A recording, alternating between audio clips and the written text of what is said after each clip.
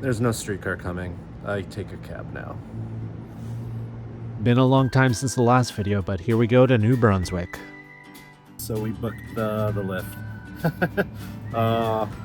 Streetcars not so good here in Toronto. When you're trying to get to somewhere on time, it'll get you there, but not on time. I'm on my way to meet my partner, but we gotta take a couple of steps to get there. We're on our way to Pearson.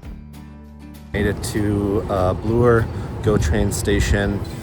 We're taking the Up Express. That's Union Pearson Express to Pearson to catch this flight to New Brunswick. All right. Dundas West Station is our first stop. It's right next to the Bloor GO station. Just make sure you tap your card and get to the Up Express platform. Probably hard to miss, but yes, the Up Express is definitely high-level boarding.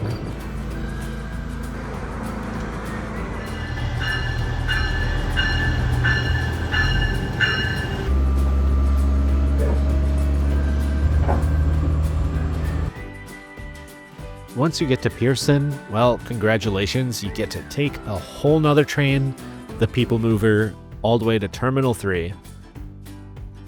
Look at that. We get the whole thing to ourselves. This is the People Transporter at Pearson. Usually this is like a sardine can, but hey, we'll take it. Cool. We're heading to Terminal 3. After staff points you in the right direction to security, you are greeted to alcohol. So I can get a smash burger right now. There's the routinary spot and there's a bar, of course. There's the airport bar. I'm not gonna go to any of that. I need coffee, and it looks like there's a huge lineup for coffee. I might be screwed. This was my first time to Terminal 3, and I was pretty disappointed that there was not too much coffee. Really, not much you can do. If you do find that one odd cart, grab that coffee so you can sip away on your long, really long walk. Consider it all your steps before your long flight. 2 hours to be exact, but not too crazy. Once you're on, Flair was actually pretty roomy and comfy, and here we go.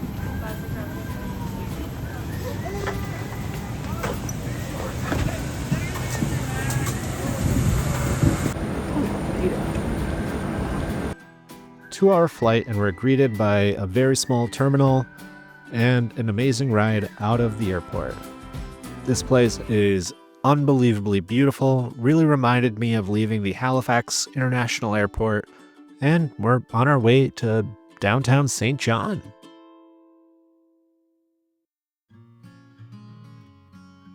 So welcome to St. John, New Brunswick. It's located on the Bay of Fundy, home to the world's highest tides. It's Canada's first incorporated city, full of maritime history. Despite the short time, we walked along Prince William Street through the city's iconic alleys and stopped at the Loyalist burial grounds. And we found this really cute little museum about their fire department. This is the St. John Firefighters Museum, housed in the historic old No. 2 engine house built in the 1840s. One of the few buildings that survived the Great Fire of 1877. Inside, we saw a classic fire engine, amazing artifacts tracing the history of firefighting, and archival photos of old crews. And then, in an unused washroom, an asbestos suit. Because where else would you put this thing? From there, we briefly walked the somewhat steep streets of St. John, admiring the Imperial Theatre, public art, and eventually making our way to the city market. Inside, there was fresh produce, the usual touristy shirts and knickknacks, and a few historic details tucked in here and there. But honestly, it's only really worth a stop if you're just passing through and in the area. The next quick stop was the Area 506 Festival Grounds. It's a lively waterfront hub built from shipping containers. We saw local vendors, food trucks, and art. And just outside, there's a stone marking the distance to the Reversing Falls, and that's where we're heading next. The whole Riverwalk of St. John River was amazing. In this area, this is called the Gathering Space. In the summertime, there's an amazing water feature, as well as a staircase that takes you down to the Atlantic water. From there, we continued along. A lot of it was mostly industrial land, but a bunch of it was also converted to recreational areas just like this.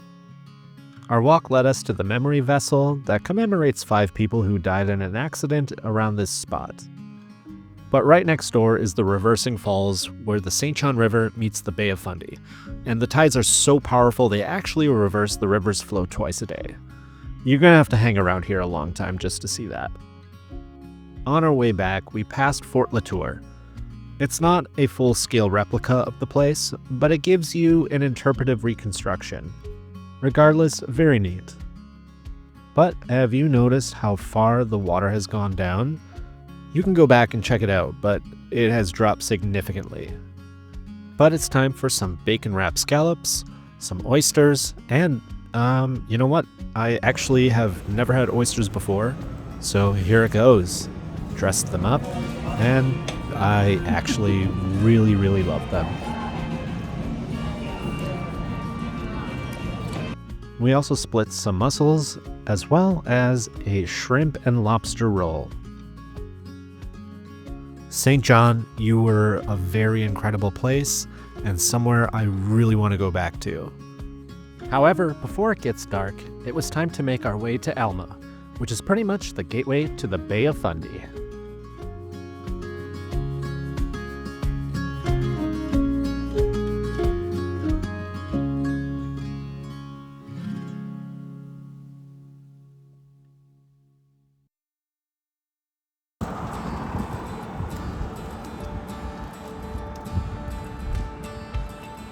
Excellent. We started the day at Holy Whale Brewing, which also doubles as Buddha Bear Coffee Roasters. From there, we crossed the street to Kelly's Bake Shop, known for their sticky buns. They didn't invent them, but they've got a reputation for making a pretty good one. We took our coffee and breakfast down to the Bay of Fundy for an amazing view. After breakfast, we drove out of Alma and made our way to the Third Fault Falls in Fundy National Park, about a 20-minute drive from Alma to the trailhead. The Third Fault Falls trail starts off gentle but gets rugged near the end with a few rocky sections to climb. And what's waiting at the end? Well, you'll have to see for yourself.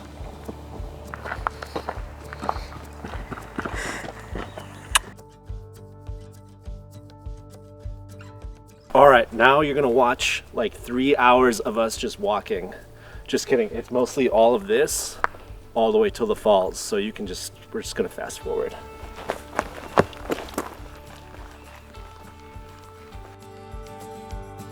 The trail starts off gentle, but it's pretty rugged near the end, with rocky sections and exposed routes to navigate. I hadn't done much research, so the final stretch caught me by surprise. It's not a super difficult trail, but it's not easy either. Coming from a fairly flat Toronto, those hills were a workout. The trail is about 7 kilometers round trip. That's a little more than 4 miles. There's some little bits you also might have to do a little jump. It's a bit steep, as I said. And also, don't feel any shame by grabbing onto something to give you a little more stability. Along the way, you'll also find blue square markings guiding you through the forest.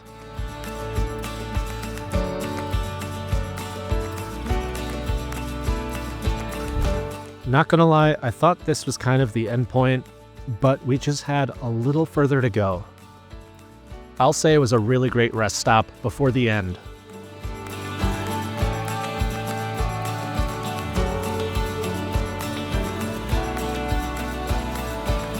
And the distance tells me we are about to see something really cool. This part was a lot more slippery and rockier than the other parts, but the payoff was incredible.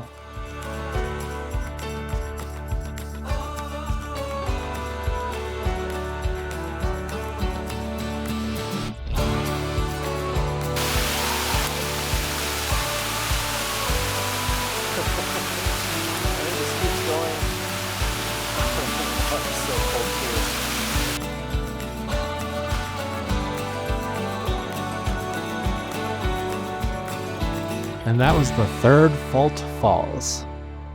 On to the next adventure.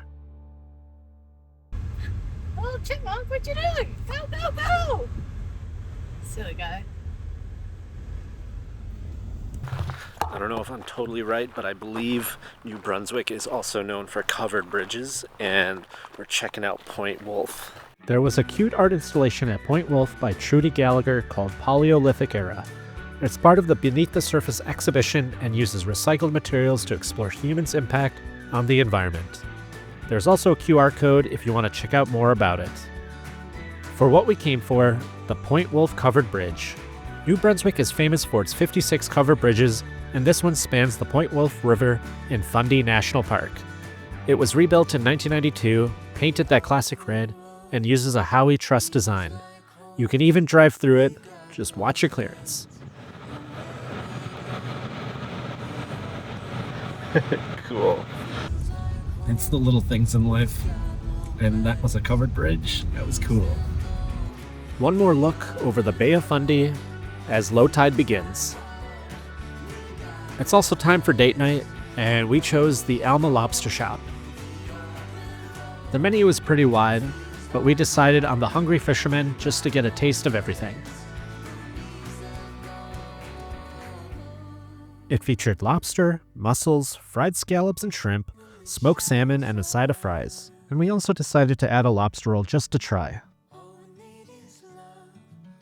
Before heading back to our room, we decided to walk across the ocean floor before high tide came back in. All we need is love. All we need is love.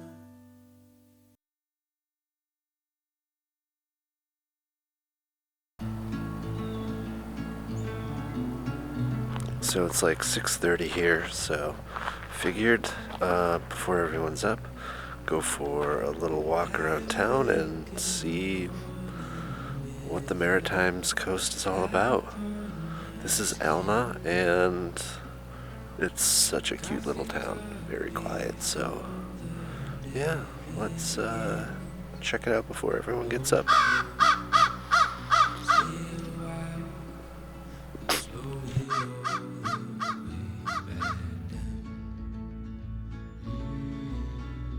I got up early to check out the main strip of Alma, the kind of place that feels calm before the day really begins. And it's a tiny coastal village right on the edge of Fundy National Park, with just a few local shops, a hotel, and the pier overlooking the Bay of Fundy. Alma's best known as the gateway to the park, and for its connection to the world's highest tides. It's small, but it's got that perfect mix of charm and sea air that makes you want to stay a little longer. And I for sure wanted to stay longer. I think we both did.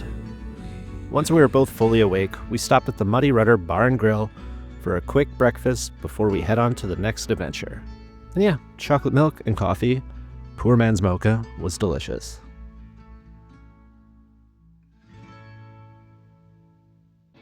Leaving Alma behind, we hit the road toward Hopewell Rocks. It's about 50 kilometers or just over 30 miles away, roughly 40 minutes. With smooth roads, rolling hills, and quick flashes of coastline that make it hard not to enjoy the ride. So we're heading off to Hopewell Rocks for some kayaking.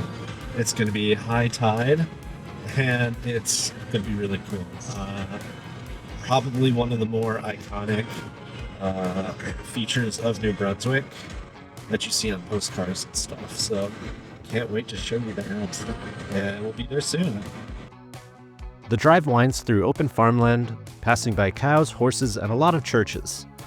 And before you know it, the Hopewell Rocks sign pops out of nowhere. We rushed into the park and started following the signs to the Baymount Outdoor Adventures kiosk. This is where we signed in for our kayak tour. It overlooks the Bay of Fundy, and we were getting settled in with our skirts and our life vests. Wearing sea skirts because it's gonna be wavy. You ready? You ready? Yeah, You ready? let's go. Going backwards, guess what? Yeah.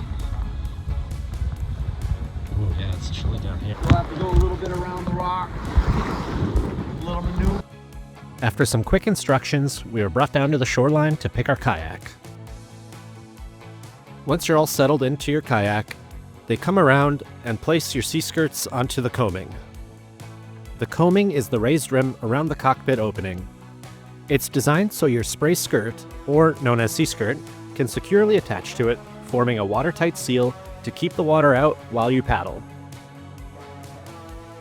The first formation we paddled past was Elephant Rock, one of Hopewell's most famous, even after part of it collapsed a few years back.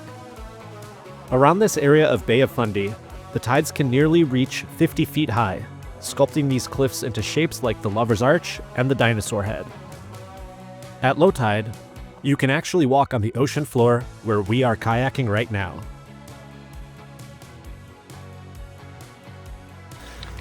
So that was kayaking at high tide. So next we're gonna check it out by foot when it's maximum low tide, and that's a few hours, so we'll see you there. We're gonna get some food first. After kayaking, we stopped at the high tide restaurant inside Hopewell Rocks Park. We grabbed a Pump House blueberry ale, some lobster dip, and the Good Briggs burger, basically a battered haddock sandwich. From the restaurant, you get a spectacular view of the mudflats in the distance, where we're gonna head next. At low tide, we walk down from the restaurant to the Demoiselle Formation and the mudflats. It's wild to see the same area we kayaked through earlier, completely transformed. The ocean's pulled back, and we can see all the formations. These are some big rocks.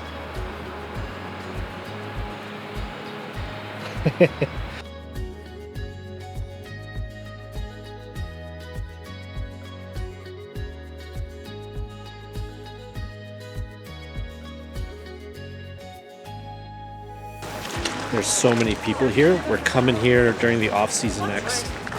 Maybe. We'll have the beach to ourselves. Walking the ocean floor at Hopewell Rocks is surreal.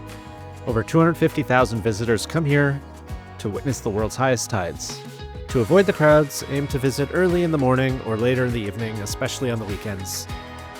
Also, be sure to check out the high and low tide schedule to plan your visit. This is a place I definitely want to come back to and enjoy a little bit longer. But now it's time to head on to Moncton.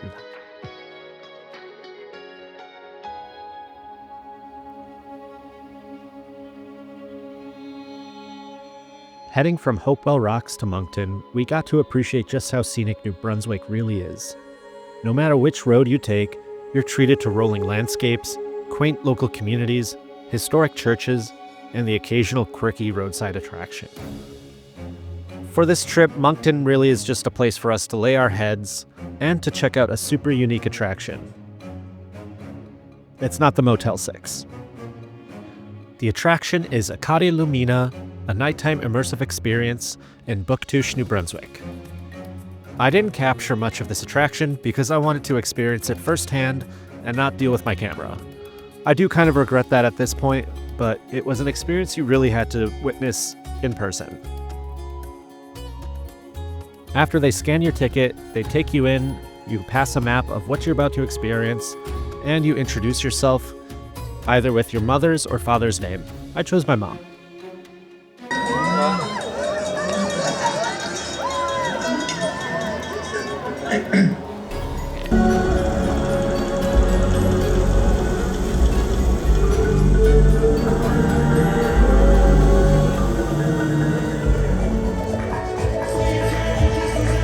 And here's a professionally shot video of the experience, so you get a little more of a taste.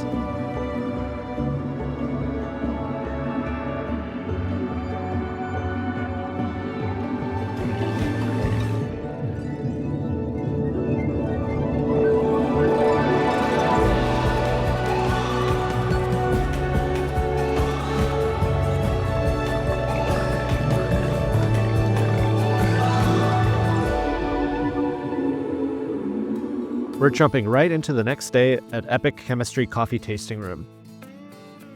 Epic Coffee Roaster was highly suggested to us by a friend. They have a great selection of takeaway beans and coffee merchandise. We decided on an Epic 6 and a cold brew coffee.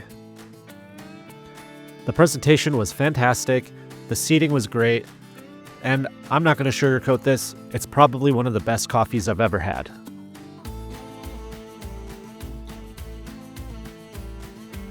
And for what we came for, a freaking giant lobster.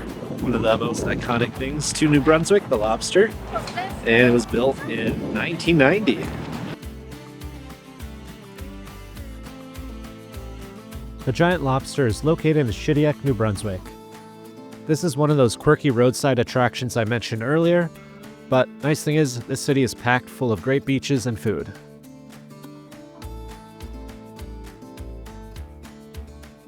Okay, now it's time to touch the Atlantic.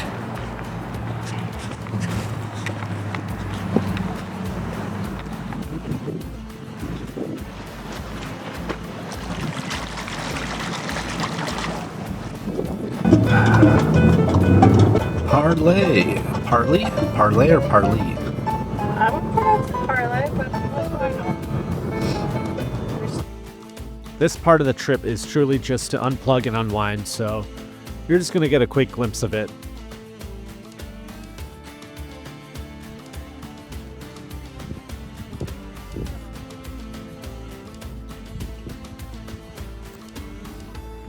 Okay, it's relaxation time. Goodbye. The bulk of this trip is pretty much over. We're heading to Fredericton, where I'm going to fly out the next day. We're staying at the Fredericton Inn Motel, just outside of downtown. Some fun facts: the McFlurry was created on the East Coast. Something we don't really have in Toronto is a Halifax Donair. They don't have Halifax Donair here either. This is the New Brunswick Donair. The thing that separates it from the Halifax Donair is lettuce. Well, it's morning time again. As I said, this part's really quick. Because we are just outside of downtown Fredericton, I just head to the local McDonald's to grab our coffee. Yeah, sadly, some of Fredericton is pretty much an urban hellscape. We went downtown last night and absolutely cute and gorgeous, but as most of North America, car is king, but hey, what can you do? After that long walk, I got the goods and heading back to the motel. So in downtown Fredericton today, and this is the last day. So I'm gonna check out the sights and see what this place has to offer. It's gonna be really quick, so probably going to be mostly just architecture of the buildings down here and maybe a little bit of lunch. Okay, time to get to it. There were no activities planned for this day, but we decided to go for a long walk around town to check out monuments, some beautiful homes, churches, and a really scenic walk along the river bridge.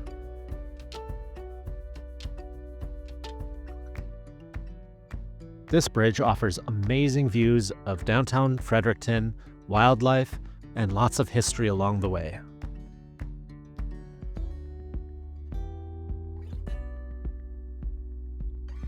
Before we make our way back, we stop at the Roundhouse for a coffee, a donut, and some scenic views of the river.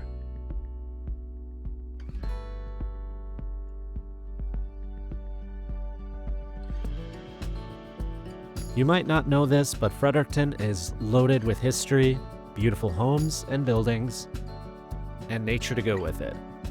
There was also plenty of historical markers showing you high tides of the past.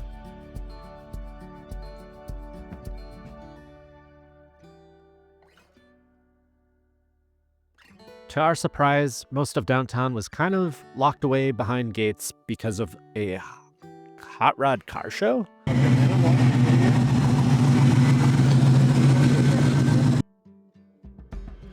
We're gonna grab one more hearty meal at the Gahan House. It's a chain in New Brunswick. They feature great beers, oysters, burgers, fish and chip, and one of my favorite things I had there, the chowder.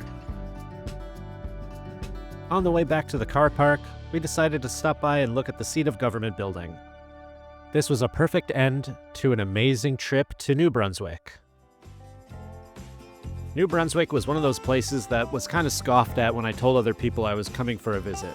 I was told there was nothing to do and nothing to see. Well, they were absolutely wrong, and I don't think they love the outdoors. If you do love the outdoors, this place is for you. Thank you so much for watching. And if you liked what you saw, give me a comment, maybe a like, maybe even a subscribe. Because I love making these videos and I want to keep pushing them out. Until the next time.